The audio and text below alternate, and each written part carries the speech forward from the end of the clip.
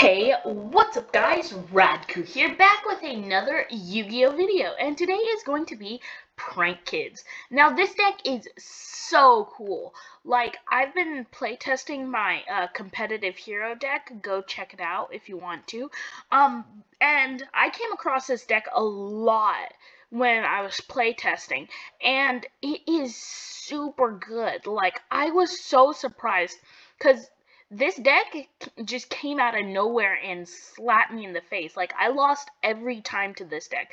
This deck has really good spot removal. It has some really good starters. It's super consistent. It has room for a ton of hand traps, and it works with as a compact Thunder Dragon engine, which is really cool.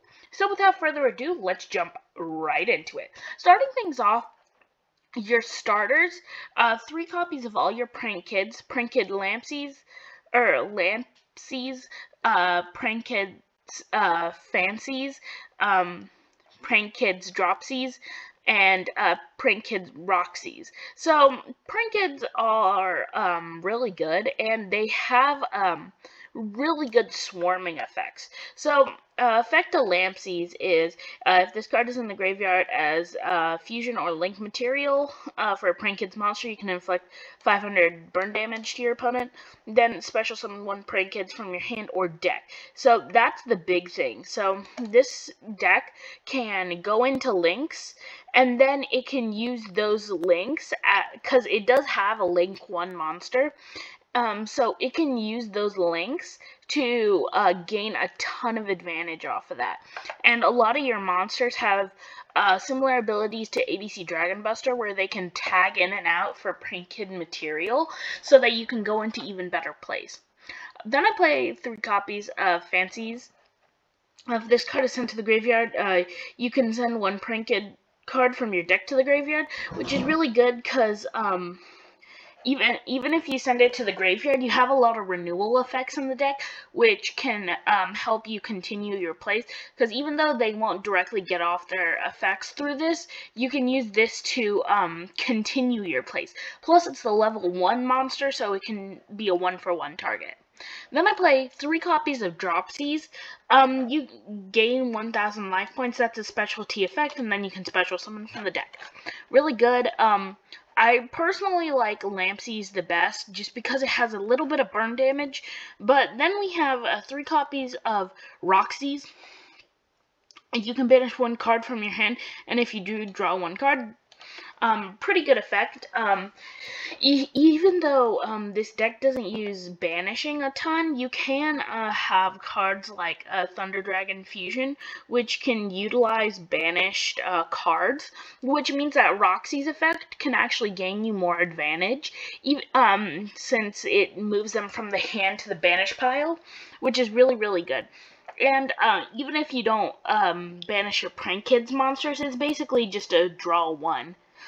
Then that is it for the starter cards. The Prank Kids main deck monsters are super important. And I forgot to mention that this deck is super budget. That's why I splurged a little on some of my other cards, even though I didn't splurge a lot. I put in 2 big cards in the extra deck, because you have a ton of room in this deck. Because this is a budget version. Usually they play like Imperm and stuff in here, but I wanted to make it a bit cheaper. For the hand trap lineup, 3 Effect Veiler, 3 Ghost Ogre, and 2 DD Crow. So these are basically the cheapest hand traps you can get next to like a Gamma. But I didn't really like Gamma in playtesting, even though it's really good. The fact that you just leave the other Gammas in the deck as bricks, plus this deck has a few draw cards that actually work really well, which means that you can pick through your deck a lot. You don't want to draw a bunch of dead cards. So I like this hand trap lineup for a budget variant, and Ghost Ogre is pretty cheap. I wouldn't get this art. This art is kind of expensive, but Effect Veiler is almost always going to be $2. Plus, with the new structure deck, Spirit Charmers coming out, Effect Veiler is getting its millionth reprint, which means that you can easily go and get that. Ghost Ogre It's already like $2.50. You can go get it pretty easily. And same for DD Crow. DD Crow is actually a bit cheaper. Plus, DD Crow is just really good in general. Like, Dragon Link can use their deck's graveyard a lot. And even though this isn't really a substitution for Called by the Grave, you can still use it a lot. So keep that in mind. You might want to play cards like Prohibition, but I didn't want to in this deck. Then I play one copy of Terraforming. Terraforming is just to search out your field spell, which I'll get to in a second. One Monster Reborn, one Instant Fusion, because you have target or 2 targets for Instant Fusion in this deck. Plus, they can tag out, which is really good. One for one to summon out your fancies from the deck, which is really good. Plus, you can gain advantage off of them being in the graveyard, so pretty good. One copy of Upstart Goblin. I just really wanted to get a bit more draw spells in the deck that don't make me lose advantage, because the thing about Pot of Avarice is that it's really, really good in this deck. Since it can return your Prank Kids monsters, that way you can always renew your cards to never stop gaining advantage. But the thing about Pot of Avarice is that it isn't always active in your first hand, and you want to be careful with that. Despite the fact that all your Prank Kids monsters have effects to summon each other from the deck, you need to be careful with that, and I just wanted to upstart just to make things easier. 2 copies of Poly, because if you draw Poly in your opening hand, it's fine. In the Cali Effect deck profile, they did 3 copies of Poly. They said 3 or none, but I really liked 2 copies. Because even though you wouldn't draw it a ton, and even though you want to, this isn't exactly the best lineup, I wanted to make this a bit more budget, so having this lineup of fusion spells is pretty good. Then I play 2 copies of Thunder Dragon Fusion. Sometimes I'll only play 1 copy of this, but I really liked it at 2 copies because even though you might brick with drawing too many fusion spells, it's not really that likely because you're almost always going to draw into one of your combo pieces. So with this, you can pretty easily use it. You do want to be careful because it's gonna be a while in your combo before you can actually trigger its effect. But with cards like Roxy's, you can pretty easily use it. 2 copies of Pot of Avarice. Pot of Avarice is really good in this deck. Again, if you put Prank Kids cards back into your deck, you can actually gain more advantage because all of the Prank Kids have effects to summon each other from the deck. And 1 copy of Pot of Desires. I was debating whether to play 2 copies of this, but this is just the backup in case Pot of Avarice doesn't pan out. I can use Pot of Desires to instantly go +2. Then I play 3 copies of Prank Kids Place. This is the Prank Kids field spell, and that was why I was playing Terraforming. When you activate this card, add 1 Prank Kids monster from your deck to your hand. So the Prank Kids all have different types, and you can play There Can Only Be One, which is pretty good in this deck, but I didn't want to play it because it can get a bit pricey, but it's pretty cheap. So if you want to play 1 for 1, you can cut out one of your Pandemonium and drop out all your Poly copies. But this card's effect is you can add 1 Prank Kids from your deck to your hand, which means you're basically playing 3 plus 15, or not 15, 12 Prank Kids, which means you're basically playing 15 Prank Kids in the deck, which means you're very likely to draw into it. Then once per turn, if you fusion summon a Prank Kids monster, you can have them gain 500 attack. Then once per turn, if a Prank Kids Link monster is summoned, you can have all monsters your opponent controls lose 500 attack, which is okay. It's not exactly the best effect, but it's mainly used for the fact that you can add 1 Prank Kid from your deck to your hand, and the effect is hard once per turn. I kind of wish you could spam it, but it's fine.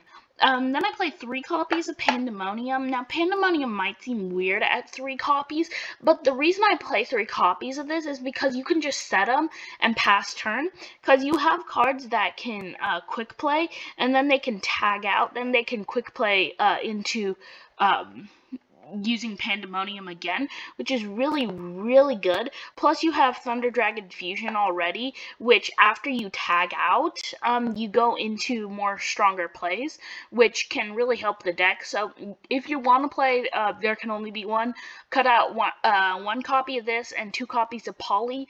Then you have your normal fusion spell, and you have your option to lock out your opponent.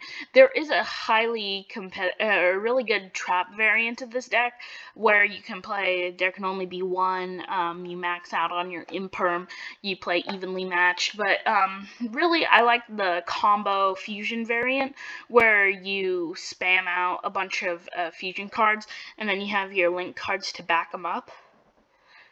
No, excuse me. Then I play 2 copies of Prank Kids Pranks.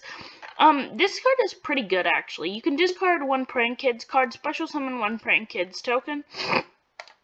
It's a fire pyro type, so basically this, but it's a level 1.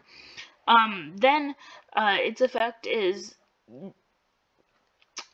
they can't be tributed, but then during your end phase, you can target 3 Prank Kids cards in your graveyard, shuffle 3 into the deck, then draw 1 card. So the thing is that they realized that this deck can spam out super, super well, so they have this to renew it, and that's why I'm only playing 2 copies of Avarice, because I didn't want to flood my hands with useless cards that couldn't be used at all. But with this, it's really good because it's basically just a free draw 1 in the deck because of how easily your Prank Kids can spam each other out. So that is it for the main deck. The main deck is very budget. Like, I was very surprised how cheap you can get this whole thing for. And that's why I added so many hand traps. I would have added like 1 for 1 or something, or There Can Only Be One in the deck and cut out some of the hand traps. But with like so many good hand traps in the game that are actually cheap, I thought I could just throw them in here, and it actually worked out really, really well. So for the extra deck, I play 3 copies of Prank Kids Battle Butler. I play more of a budget extra deck, and Battle Butler is a bit expensive. Like, when I'm saying expensive, I mean it's still pretty cheap, like very cheap, like cheaper than Effect Veiler. But I play 3 copies of it because it's your Thunder Dragon fusion target, and it is really, really good in general. Then the reason I play it is because this helps control your opponent's side of the field with its effect. It's kind of your disruption in the deck. So looking at it, it's still pretty cheap. Let's see. I'm trying to check the price. You know what? It doesn't matter. Battle Butler is really good. Okay, it's $5. It's kind of expensive, but really good. Then I play 2 copies of Rocket Ride. Rocket Ride is pretty good at 2 copies. Really easy to summon out a Prank Kids monster with it. So we know that Battle Butler needs specific materials, but this is really generic. Just needing 2 Prank Kids monsters. Plus, you can, if need be, you can use the link monsters like Meow Meow. I was thinking about cutting out the access code talker, despite the fact that it's our main OTK player, in place of another Meow Meow, because Meow Meow is really, really good. Because even though it is good as an effect, its main thing is that it can tag out into from any of your monsters into a link monster, which means you can special summon another one from the deck, which means that you can spam them out. So again, I'd cut out access code. Just keep that in mind. Cut out access code, put in another Meow Meow. Then I play 2 copies of Weather Washer. This is the one you usually want to summon with Pandemonium. This can, if your Prank Kids monster, if your Prank Kid's monster attacks, your opponent cannot activate cards or effects until the end of the turn. Then quick effect, you contribute it. Then target 2 Prank Kid non-fusion monsters with different names in your graveyard. Special summon them. They cannot be destroyed by battle, which is really good. This is why This is why it's really good during your opponent's turn, because it's a quick effect tag out.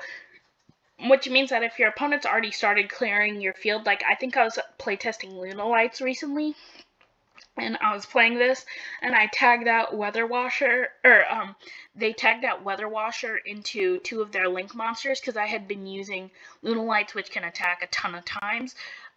They kept tagging out, so then they used Weather Washer after using a Pandemonium to summon out 2 of their Link monsters, and they ended up beating me with those, which is really good because it says non-fusion monsters, so that means you can summon your really powerful Link monsters just using 1 Weather Washer.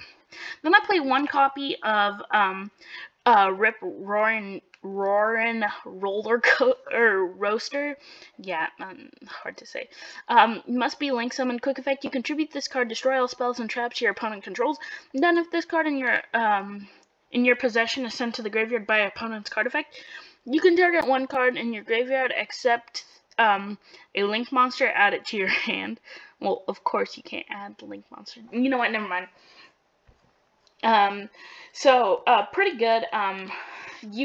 This means you can use this to, for 1, it tributes, and that means you can use it for Weather Washer, which is actually really, really good. Plus it, super generic, just needs Prank Kids monsters, which this deck can do Link spam really, really easily. Then I played 2 copies of Bow Wow Bark. A Prank Kid monster this card points to gains 1,000 attack. Then during your opponent's turn, quick effect, you contribute this card, then target 2 Prank Kid cards in your graveyard, except Link monsters, add them to your hand. Pretty good. They aren't really known for swarming from the hand, they're known for swarming from the deck, which is it's better than swarming from the hand, but even then they can still do really, really good things from the hand. And these are meant to set up your fusion plays, and these are meant to continue your plays after you've done your Link plays. Then I played 2 copies of Dodo Doodle Doo. Man, these names are really annoying. If this card is Link summoned, you can add 1 Prank Kid spell or trap from your deck to your hand. That is really important because then it has the tag out effect. This is really important because you can search your Pandemonium, or you can get your play started with Place, and it can really search out any of your important spell cards other than Thunder Dragon Fusion, which if you hard draw, you're supposed to hard draw into Thunder Dragon Fusion, but this is just really good in general because, again, it can search out your spells, which is really important in the deck. I pretend that I cut out access code. 2 copies of Meow Meow. You can only Link summon Prank Kid's Meow Meow once per turn. Then if a Prank Kid monster you control would tribute itself to activate its effect, you can banish a card from the graveyard instead. So the thing is that you can use this card to Link climb because all of your Prank Kid monsters are going to have some summon themselves. You can normal summon them, go into this, and then go into your more Link plays because the Prank Kids effects will activate, which is really, really important because that means you can easily go into some really powerful Link plays after tributing them. Plus, you can keep your advantage by, like, if you're banishing, it says specifically that if a Prank Kid monster would tribute itself, which means that it's really good because you can use these, your fusion cards, to save them, and that's really important because that means you can special summon and then just gain a ton of advantage off of that. 1 copy of access code for OTKs, and I'd cut out Verte, but Verte could be important, so pretend I cut out access code. Verte is really, really good in this deck because you can use Thunder Dragon Fusion from the deck, and with this deck's ability to Link spam so easily, using that is really, really good. So that is it for the deck. Please like, subscribe, share, comment, let me know what you thought, and let me know if there's anything you would change. Would you change the hand trap lineup? Is there any better hand traps that you think I could put? Would you change the fusion spell setup?